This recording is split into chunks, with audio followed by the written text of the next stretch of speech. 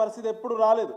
400 కోట్ల రూపాయల ఈఎండి టెండర్దారులు ప్రభుత్వానికి ఆనాడు చెల్లిస్తే దాని నుంచి జప్తు చేయాల్సిన 400 కోట్ల బదులు కేవలం 68 కోట్ల రూపాయలు మాత్రమే జప్తు చేస్తామని చెప్పి cabinet subcommittee Duddilla Sridhar Babu గారు, ఉత్తమ్ కుమార్ రెడ్డి గారు, తుమ్మల నాగేశ్వరరావు గారు వీరున్నటువంటి సబ్ కమిటీ అవుతుందో ఆ సబ్ కమిటీ, అందులో బట్టి విక్రమార్క గారు కూడా ఉన్నారు, ఉప ముఖ్యమంత్రి గారు.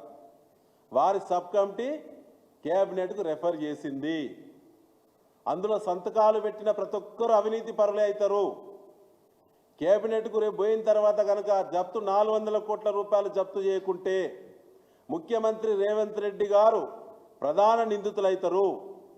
కేబినెట్లో రేపు ఎల్లుండి సంతకం పెట్టబోయేటువంటి ప్రతి మంత్రి గారు కూడా ఈ కుంభకోణంలో బాధ్యులైతారు.